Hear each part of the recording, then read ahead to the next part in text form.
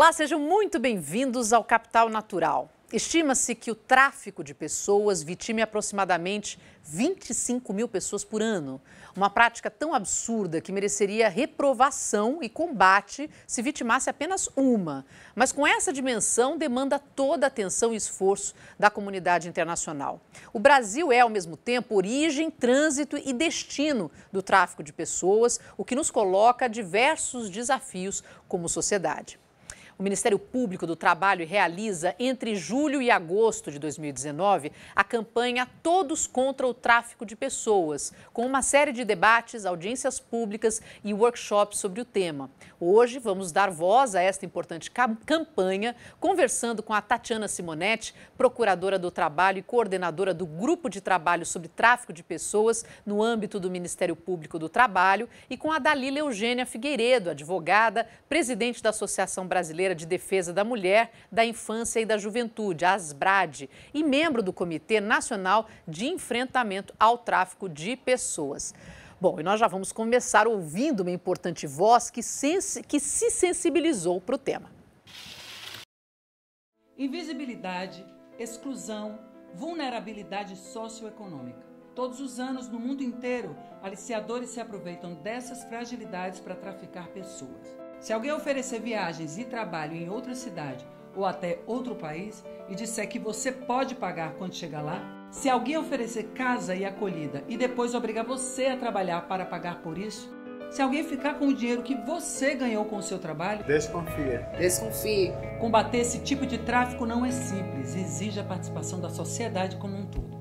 Empoderar as pessoas por meio do trabalho digno é uma das formas mais efetivas de rompimento do ciclo de vulnerabilidade e enfrentamento ao tráfico de pessoas, que é um mercado que movimenta 2.400.000 pessoas e 32 bilhões de dólares ao ano. Para denunciar, disque 100 180, baixe o aplicativo MPT Pardal ou acesse o site do Ministério Público do Trabalho. Vamos juntos nessa luta.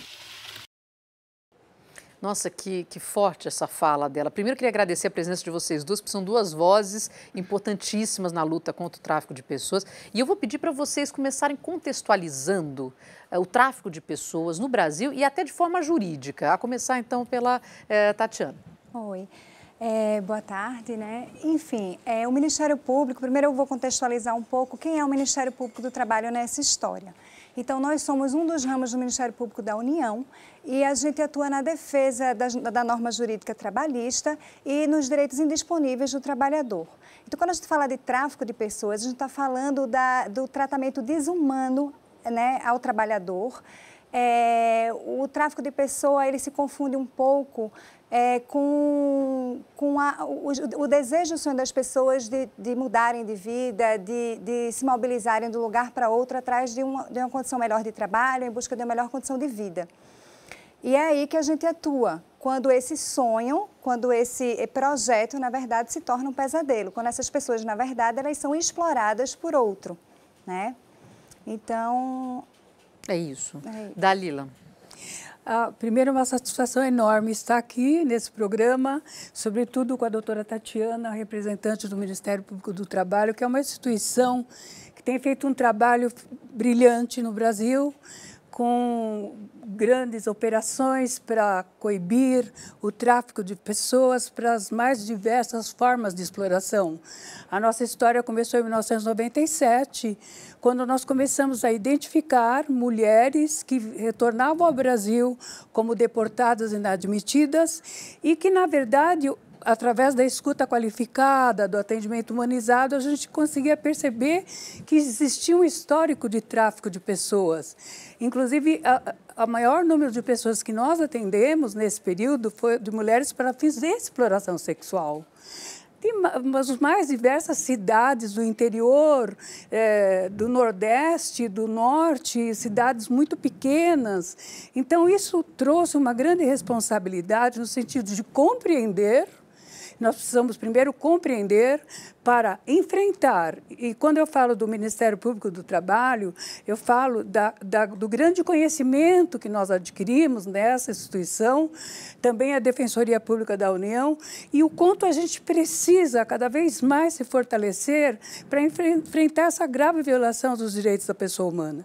Porque cada dia mais a gente observa o que é ser uma pessoa vulnerável, né? A vulnerabilidade é uma definição extremamente até complexa, porque muitas vezes aquela situação que foi criada é que conduz a pessoa a ser explorada, seja laboral, seja na exploração sexual, ou na mendicância, ou na construção civil, ou são muitas as formas de exploração. Eu queria entender, porque o tráfico de pessoas, eu vi pelos números, inclusive, que o principal alvo são mulheres ainda, né, para cunho sexual, inclusive adultas, mas também meninas.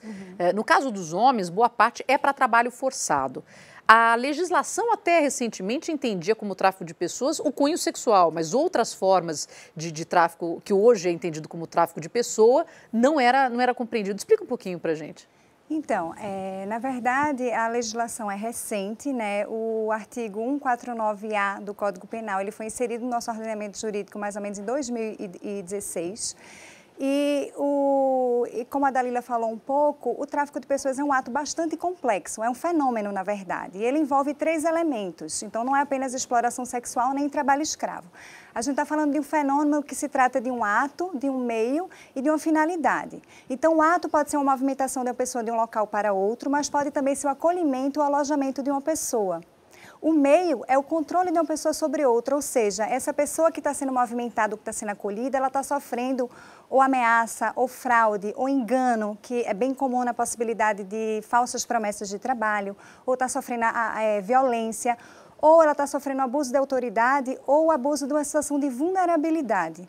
E aí, quando a gente fala vulnerabilidade, esse termo é bastante amplo, porque não é apenas uma vulnerabilidade, uma fragilidade socioeconômica, mas também uma fragilidade afetiva, familiar, por uma condição de gênero, por exemplo, mulheres e meninas, por uma questão de orientação sexual, por uma questão também de migração em situação irregular, ou seja, alguém que vem para cá com visto de turismo e permanece, né, no intuito de migrar em caráter permanente, mas não tem o visto para o trabalho.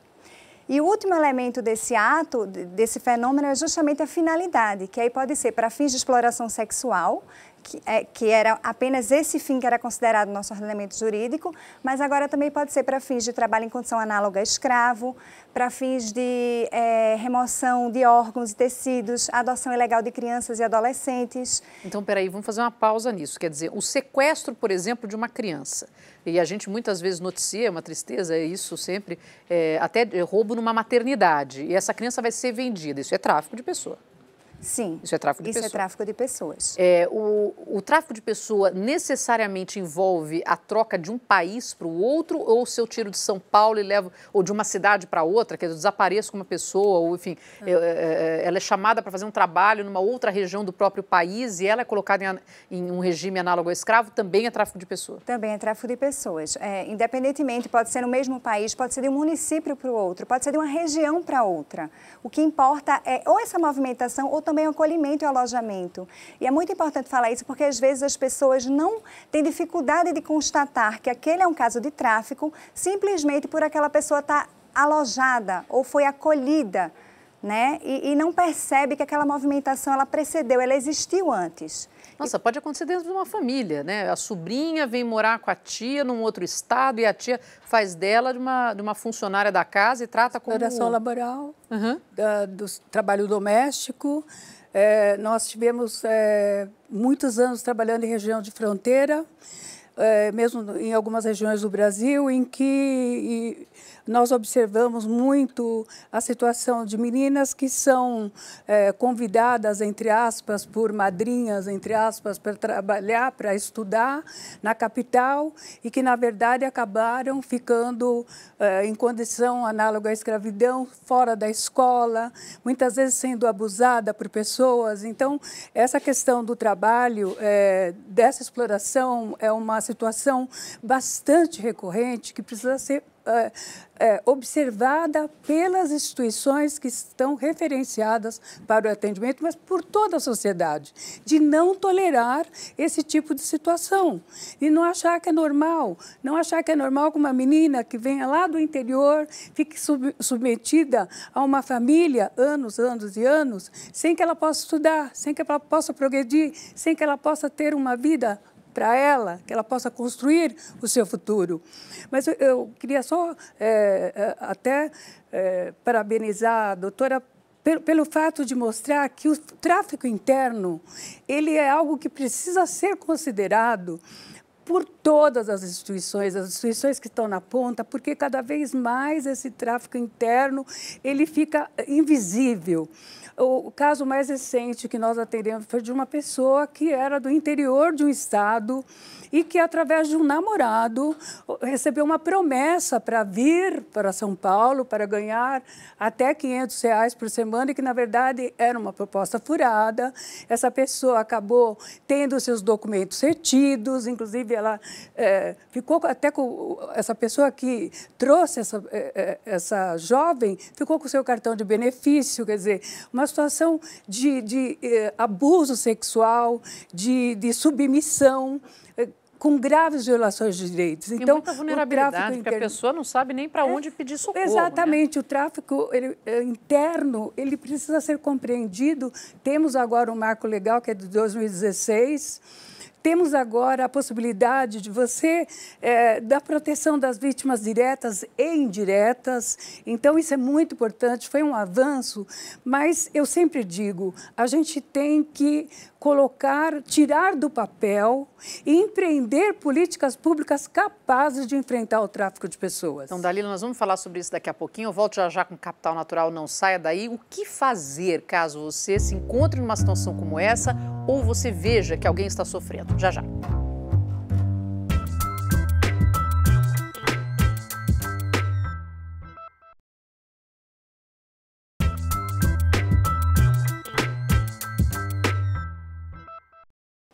De volta com o Capital Natural, hoje falando sobre tráfico de pessoas, com a Tatiana Simonetti, coordenadora do Grupo de Trabalho sobre Tráfico de Pessoas do Ministério Público do Trabalho, e com a Dalila Eugênia Figueiredo, advogada e membro do Comitê Nacional de Enfrentamento ao Tráfico de Pessoas. Bom, a gente no bloco anterior falou, né, desse tráfico interno, inclusive, e a gente tem um olhar muito passivo com relação a isso, porque acha que é uma coisa normal. Se uma pessoa se sente, vamos para as duas etapas, uma pessoa se sente sendo violada, né, e quer pedir socorro, o que ela faz? Segundo passo, eu sinto que uma pessoa está passando por essa dificuldade, a quem eu recorro, por favor. Então, nós temos vários canais para denúncia, tem o Disque 100, o Disque 180 e o Ministério Público do Trabalho também dispõe de um aplicativo MPT Pardal, em que você pode identificar no site do Ministério Público, www.mpt.mp.br. E você pode, inclusive, nesse aplicativo, descrever a situação que você está achando que tem indícios de tráfico de pessoas. A partir daí vai ser instaurado um procedimento, né, e vai ser aberta uma investigação para verificar se é mesmo caso de tráfico de pessoas ou não. Agora, que tipo de proteção a pessoa que foi traficada tem? Aí eu queria entender uma pessoa que está vindo de outro país e uma pessoa que vive dentro desse país. Porque eu não tenho como provar que eu sou eu não tenho minha documentação, eu moro naquela casa, eu dependo daquela família, eu estou numa situação... Quer dizer, qual é a proteção que o Estado me dá e qual é a condição que eu fico depois de fazer esse tipo de denúncia? Na verdade, é uma pergunta bastante complexa de ser respondida. Por quê? Em primeiro lugar, existe uma situação que quem atua sabe que é da própria pessoa não se reconhecer como vítima de tráfico de pessoas. Em segundo lugar, eu falo como uma representante de uma organização de direitos humanos que enfrenta o tráfico de pessoas, que tem essa questão do recorte de gênero, geracional, étnico, racial. Então, são várias situações que a gente trabalha no sentido de proteger e de compreender. Compreender não é tarefa fácil. Para você identificar uma possível vítima de tráfico de pessoas, é necessário você utilizar a escuta qualificada, o atendimento humanizado, que você coloca a pessoa no centro, como uma pessoa que ela estabelece com você uma relação de confiança. E, a partir dessa relação de confiança, ela passa a contar a sua história. Essa história que será compartilhada com você não é algo que vem imediatamente ao seu encontro. Por exemplo, vamos supor, nós temos essa condição de identificar vítimas de tráfico de pessoas no campo da violência doméstica contra a mulher. Muitas vezes eu estou atendendo um caso de violência doméstica contra a mulher numa questão que ela retornou da Europa e ela não consegue a guarda das crianças. Existe um conflito de guarda aí, né? E, aos poucos, através da escuta qualificada, de você dar a ela o tempo para dizer realmente o que se passou com ela, ela começa a revelar que ela foi convidada para trabalhar como cozinheira em tal lugar, no outro país, e que ela acabou tendo que se prostituir, tendo que ser explorada sexualmente. E, nesse sentido, ela ficou alguns meses ou até anos nessa situação, ou até foi levada de um país para o outro, né?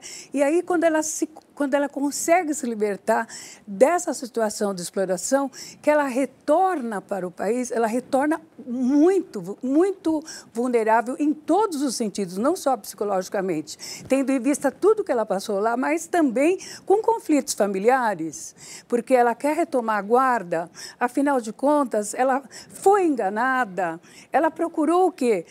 Enviar dinheiro para que os filhos tivessem uma condição melhor de vida, e é nessa hora que a sociedade não pode julgar uma pessoa como essa.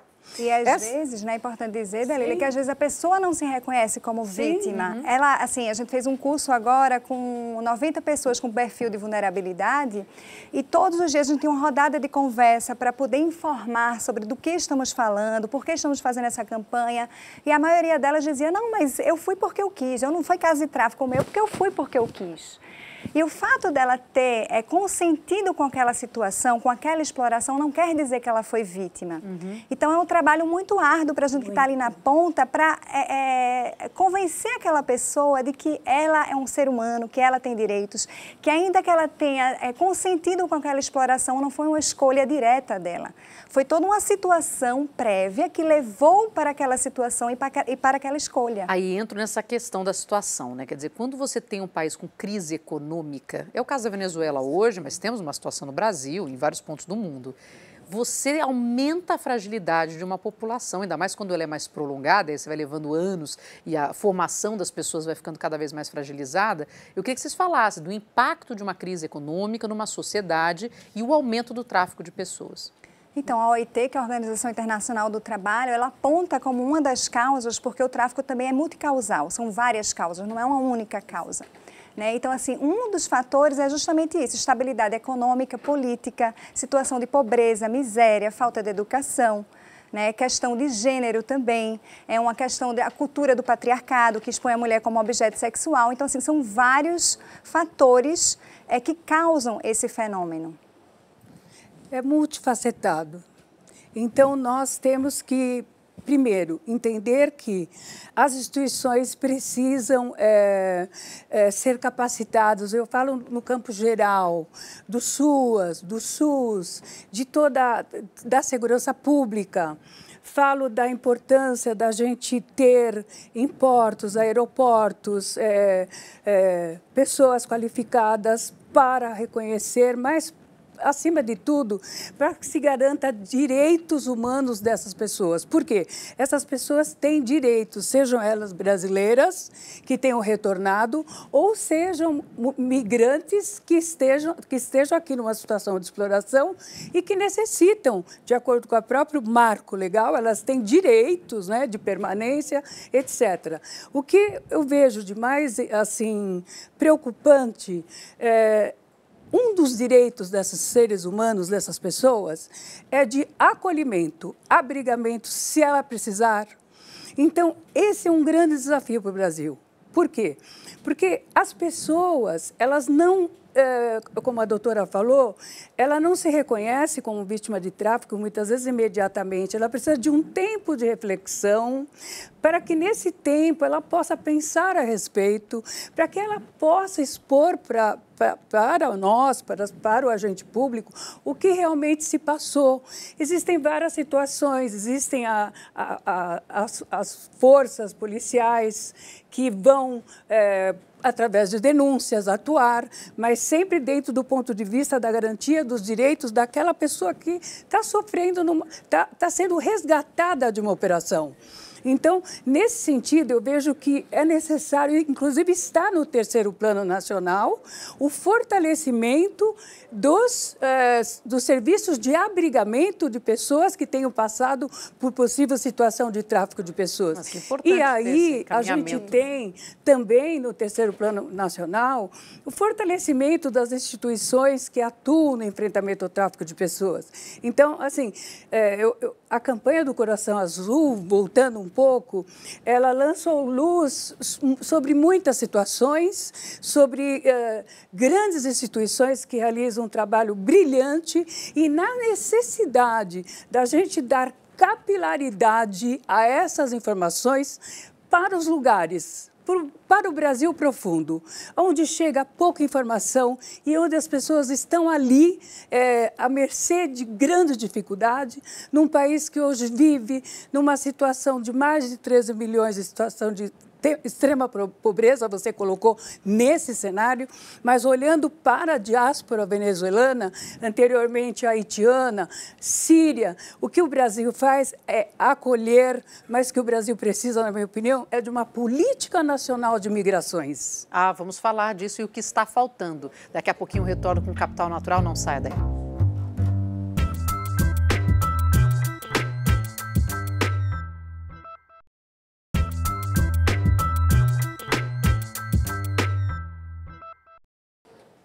De volta com Capital Natural, hoje falando sobre tráfico de pessoas, com a Tatiana Simonetti, coordenadora do Grupo de Trabalho sobre Tráfico de Pessoas do Ministério Público do Trabalho, e com a Dalila Eugênia Figueiredo, advogada e membro do Comitê Nacional de Enfrentamento ao Tráfico de Pessoas. Vamos ver agora um outro vídeo que conta um pouco mais sobre a campanha e as ações que decorrem dela.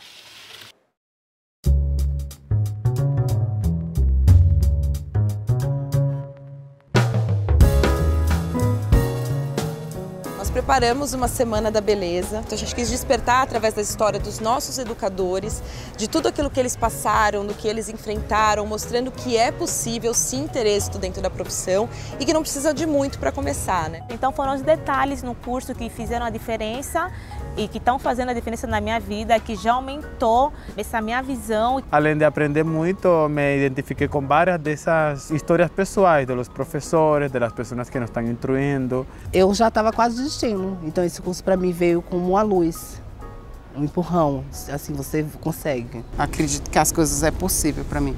Eu estou levando isso. Força. Eu trouxe uma fala sobre moda contemporânea e o papel transformador da moda nos dias de hoje. Foi um laboratório livre, espontâneo, para que as pessoas se sentissem um pouco familiarizadas com a moda, né? Como o fazer roupas. O foco também depois é gerar empregabilidade. Hoje, a moda está aqui para fazer as pessoas se sentirem aceitas nas suas diferenças. A sua personalidade, o seu caráter é algo que ninguém tira. E isso tem um valor. O ser diferente tem um valor. O que a gente busca aqui é a reafirmação da memória gráfica, da identidade de cada um, da marca de cada um. Porque é de autoestima que se trata. Pessoas muito ilustres que estavam ali assistindo a gente, ouvindo a gente, podem ser marcadas como pioneiras no Brasil de uma cultura muito importante, que é a cultura do respeito. Nós trouxemos o básico da técnica para ser um disc jockey, para ser um DJ. Trouxe a apostila com todas as informações de equipamentos, tanto um equipamento mais atual como controladoras, quanto CDJs e toca-discos, os clássicos toca-discos. No início a gente se sente um pouquinho assim, né, deslocado e tal, mas depois que você vai adquirindo a prática, vai conhecendo um pouquinho, cada pequeno avanço é um motivo de alegria, né? Eu adorei porque eu encontrei um pouco a minha turma, gente que gosta de música, gente que quer ir pra pista.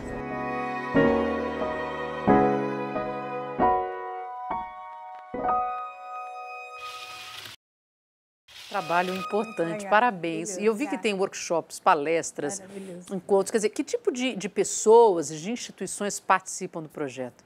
Então, na verdade, essa foi uma ação, uma campanha preventiva, né? Porque o Ministério Público acredita que uma das frentes, o melhor meio de enfrentar o tráfico de pessoas é através do trabalho. O trabalho digno, o trabalho decente, inclusivo, né? Com respeito ao ser humano. E pensando nisso e vislumbrando todas as dificuldade de informação, a subnotificação do crime, a necessidade de dar visibilidade ao tema, o Ministério Público desenvolveu essa campanha.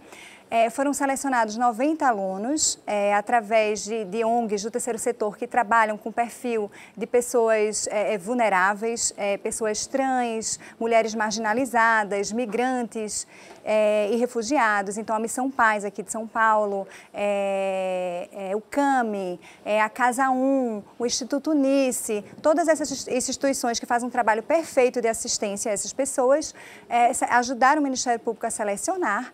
E aí, durante 3 semanas, foram desenvolvidos vários cursos, beleza, moda, música e tecnologia. E a gente aproveitou esse espaço também para dar informações acerca do enfrentamento ao tráfico, né? Então, foi bastante interessante. A campanha seguiu com a audiência pública para discutir, junto com os parceiros, auditores fiscais, o terceiro setor também, de forma a DPU, o Ministério Público Federal, de forma mais técnica, o tema. Por fim, a gente teve uma peça teatral no Ibirapuera, que foi brilhante, né? Foi bem impactante, assim, o retorno do público foi muito bom. E nessa ocasião a gente encenou 4 atos de tráfico de pessoas enfrentados por a gente na vida real. Então foi bem impactante, a comunicação através da arte se mostrou uma forma muito, com grande potencial de sensibilização.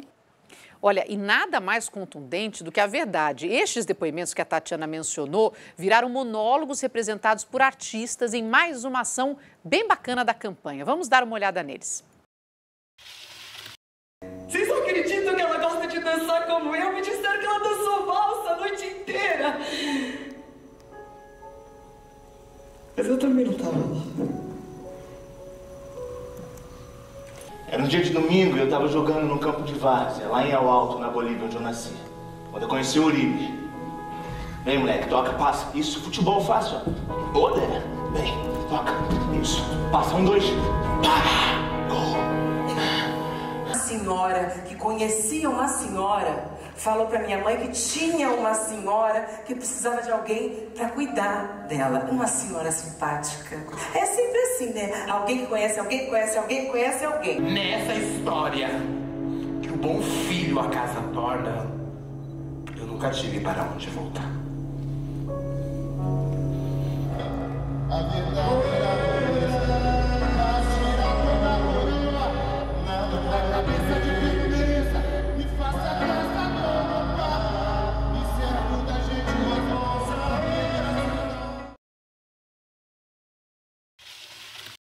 A Dalila fez um pouco de um relato do que as pessoas sentem, como elas se portam, e você participou dessa coleta, né, de informações. O que te transformou, o que mudou, o que você ouviu? Ao longo da minha experiência de vida, bom, quando eu comecei a trabalhar, a participar de operações, porque a gente também atua de forma repressiva, participando de operações para poder fazer o resgate dessas pessoas, e vários depoimentos marcaram minha vida. Um deles foi de uma profissional do sexo, e aí só fazendo parênteses, é importante falar que a prostituição no nosso país é uma atividade ilícita, é legal. Então, o que a gente está falando aqui é da exploração sexual, ou seja, de alguém que explora a atividade sexual do outro, e não a prostituição voluntária e espontânea. E entrevistando uma dessas profissionais do sexo, ela virou para mim e disse, olha só, eu preciso dar comida para o meu filho, eu preciso da casa, eu preciso da escola, mas eu também preciso da tecnologia. Se eu quero que ele mude de vida, eu preciso dar oportunidades. E um trabalho de telemarketing não vai me dar o salário suficiente para eu dar tudo isso para ele. Então, eu preciso me prostituir, porque ao longo da semana eu cuido do meu filho e no final de semana eu venho para a zona, que era uma área em que tinha várias atividades sexuais, e aqui eu consigo, né, oferir um salário melhor para dar oportunidades para o meu filho. E naquele momento ali, eu me coloquei no lugar dela pela primeira vez e disse, eu poderia estar fazendo isso. Então, a sensibilização, ela vem de você se colocar no local do outro, né? Pelos filhos a gente faz tudo. Faria? Não tenho dúvidas. Já ouviu algo assim, Dalila? Eu acho importante toda essa abordagem que a doutora Tatiana fez, quando ela fala em informação, comunicação, e essa semana foi uma semana diferente, algo novo. Foi ousado, o Ministério Público do Trabalho fez, é uma instituição impressionante. Nós trabalhamos muito a questão do crime cibernético, as ofertas vêm muito pela internet, nós conseguimos criar um site, Meu Trabalho pelo Mundo, que era um site fake, a gente observou como a gente pode ter noção do quanto as pessoas gostariam de conhecer um outro país, de ter uma outra oportunidade, de como eu poderia me organizar para chegar até lá. Então, é muito importante que a gente traga esse debate para as escolas. É importante dialogar com o jovem sobre a possibilidade, como a internet pode ser usada de forma segura. Isso é muito importante. Os pais precisam conversar com os filhos, o tráfico de pessoas existe, as propostas enganosas vêm. Eu sempre digo, o adolescente que está em situação peculiar de desenvolvimento, muitas vezes ele tem um problema com o pai ou a mãe e ela, numa situação de vulnerabilidade, acaba aceitando uma proposta para ir para algum lugar. Porque a promessa de lá é sempre melhor, exatamente. Né? É o que te tira desse local que você não quer estar. Ele tem 16 anos, fala, eu não vou ficar aqui. Ele me convidou para ir para tal cidade, eu vou, minha mãe não me aceita, briga comigo, sobretudo se trata de uma questão de identidade de gênero e orientação sexual, já está em situação de vulnerabilidade, ele vai. O sonho dele é de ser menos discriminado, ter uma vida digna, ter um local mais seguro para ele, para ela, ela. Então, a gente precisa entender que as pessoas são motivadas por sonhos, por uma necessidade de ter uma vida melhor, que é um direito de todos e todas, mas que é necessário compreender, é necessário que cada um de nós possa divulgar que o tráfico existe, que é possível, que esse apelo vem pela internet, ou vem de um parente, ou vem do ex-namorado, ou vem de uma fragilidade emocional. O caso do público trans, que a gente teve participou de 2 operações repressivas sobre tráfico de pessoas trans. E foi muito interessante porque os depoimentos, a maioria delas sofreram abuso ou violência sexual quando crianças. Então, abandonaram a escola porque foram discriminadas, não aguentavam mais o preconceito, as chacotas. Então, abandonaram a escola, então não tem educação. E na primeira oportunidade que elas tiveram, elas quiseram sair daquele pesadelo, né? Aceitaram qualquer proposta. E não é à toa que essas pessoas que acolhem, né, esse público vendem o afeto. Vendem, você é linda, vem cá que eu te transformo, eu te dou itens de beleza, eu te dou mega hair, eu te dou roupas. Você pode viver sua transexualidade em paz, porque eu te aceito do jeito que você é. Mas, né, em troca... Tem um custo. Você se prostitui.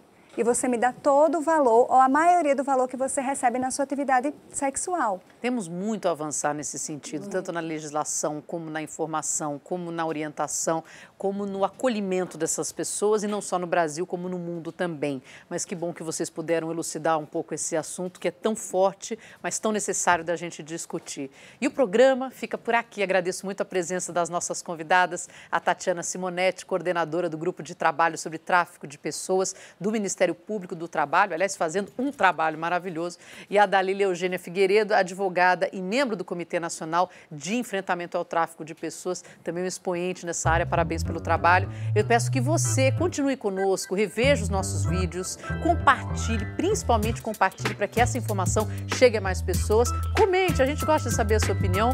Eu sou Marina Machado e até a próxima.